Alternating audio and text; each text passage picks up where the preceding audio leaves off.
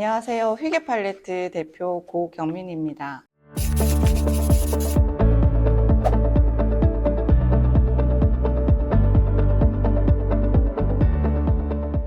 집에서 셀프 염색하는 거랑 미용실에서 염색하는 건 어떤 차이가 있어요? 집에서 셀프 염색 시에는 우리가 보통 보면 모발을 이렇게 흰머리가 자란 부분이라든지 모발이 자란 부분을 염색을 해야 되는데, 셀프를 하다 보면은 밑에 모발까지 염색이 다 바르게 돼요. 그래서 밑에 머리가 더 손상을 유발시킬 수가 있겠죠. 그리고 셀프 염색 시에는 집에서 샴푸를 하게 됩니다. 샴푸를 하게 되면 머리를 숙여서 하게 되기 때문에 염색물이 얼굴로 흘러내리면서 눈이라든지 얼굴 피부라든지 건조하게 만들겠죠. 그래서 아무래도 집에서 셀프 염색하는 것보다 매장에 와서 염색하게 되면 오히려 더 건강한 염색을 할 수 있다고 생각합니다. 그리고 여기서 팁은, 만약에 집에서 손상 안 가게끔 하시고 싶으시면 모발이 한 1cm 정도 자랐는데 밑에 모발을 안 바르게 하려면 먼저 마른 머리 염색 바르기 전에 밑에다가 트리트먼트 있죠. 집에서 쓰는 컨디셔너, 염색 안 해도 되는 부위에다가 듬뿍 발라놓고 염색을 터치하게 되면은 밑에 염색약이 조금 묻더라도 손상되는 걸 막아줄 수 있습니다. 염색하면 머리가 많이 상한다고 하는데 정말 그런가요? 그렇죠. 제가 알기로는 지금 헤어 시술 중에서 염색이 제일 머리를 많이 건조하게 만든다고 생각합니다. 왜냐하면 알칼리가 제일 높거든요. 그래서 염색을 하게 되면 아무래도 모발을 제일 많이 건조하게 만듭니다. 그래서 건조한 머리는 더 상하게 만들겠죠. 제가 흰머리가 조금씩 옆에 생기기 시작했는데 그럼 염색은 언제부터 하는 게 좋을까요? 흰머리가 생긴다고 해서 바로 염색할 필요는 없고, 제일 중요한 거는 자기 마음인 것 같아요. 내가 흰머리가 생겨서 스트레스 받거나 흰머리 때문에 자꾸 신경이 쓰인다든지 이럴 때는 염색을 해야 된다고 생각하는데, 만약에 흰머리가 많아도 내가 거기에 대해서 별 스트레스 안 받고 굳이 커버할 이유가 없다고 생각하시면 염색 안 하셔도 된다고 생각합니다.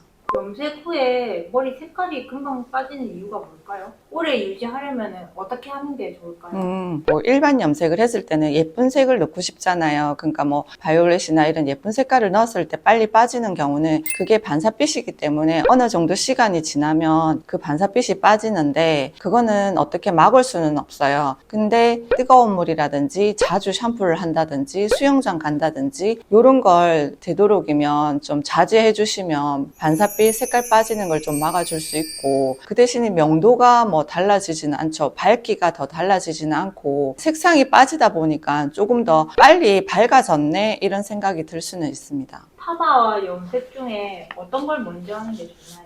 파마 염색 중에는 시술을 어떻게 하느냐에 따라서 다른데요. 만약에 내가 예쁜 반사빛 색깔을 넣고 싶어서 염색을 한다고 하면은 파마를 하고 나서 염색을 하는 게 컬러 유지에 더 도움이 돼요. 왜냐하면 펌약이 알칼리이기 때문에 아무래도 반사빛 색깔을 빨리 빼거나 퇴색을 시킬 수 있거든요. 그런데 흰머리 커버가 완벽하게 되고 싶으신 분들은 펌을 하고 흰머리 커버를 하는 게 좋으시고, 근데 내가 만약에 굳이 그런 거 상관없이 그냥 밝게만 하고 싶다, 모발이 밝았으면 좋겠다 하시는 분들은 염색하고 나서 펌해도 상관은 없습니다. 혹시 임신 중이거나 수유 중일 때 염색해도 되나요? 저는 해도 된다고 생각하는데, 간혹 이제 의사 선생님들이 자제해라는 분도 있고 아니면 상관없다고 얘기하시는 분들도 있습니다. 근데 이거는 특별하게 임신했을 때 염색해서 뭔가가 태아에 큰 문제가 생긴다든지 그렇지는 않다고 보는데, 심리적으로 아무래도 조금이라도 더 좋은 걸 태아한테 하고 싶다고 하시면 되도록이면 나쁜 거는 자제하는 게 좋으니까 염색도 자제하시는 게 좋죠. 근데 굳이 그것 때문에 내가 스트레스 받아가면서 염색하는 걸 자제할 필요는 없다고 생각합니다. 그리고 만약에 불안한데 염색을 꼭 해야 되겠다고 생각하시는 분들은 막한 염색이라든지 이렇게 천연 염색도 있기 때문에 그런 걸 해주는 것도 추천합니다. 제가 염색하면 머리가 이상하게 자꾸 가려운데 혹시 왜 그런 걸까요? 알러지가 없는데 아무런 이유 없이 염색만 하고 나면 막 며칠 가렵고 이러시는 분들 있잖아요. 근데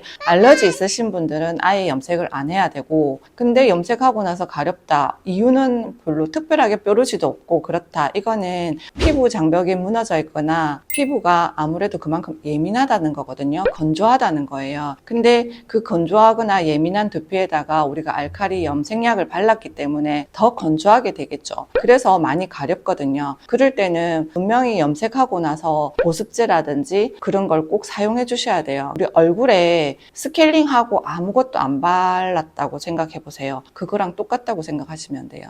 패치하고 일반 염색은 어떤 게 다른 건가요?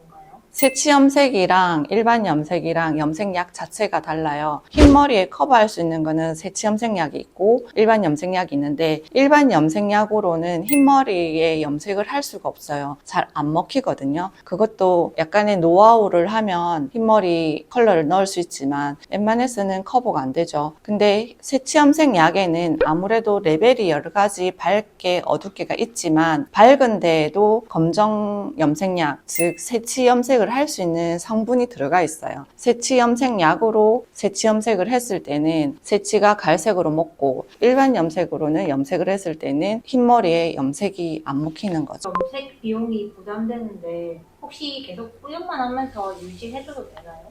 그렇죠. 뿌리 염색만 하다 보면은 모발이 기신 분들은 밑에 보면은 약간 퇴색이 돼서 더 밝아지잖아요. 위에는 어둡고 밑에는 밝고. 그래서 이걸 계속 뭐 좀 지저분하다, 뭔가 이렇게 정리하고 싶다고 할 때는 전체 한번 해주고, 평소에는 매달 몇 달 동안은 뿌리만 해주고, 그런 식으로 이렇게 턴이 돌아가는 게 아무래도 모발이나 금액적으로 훨씬 더 절감할 수 있죠.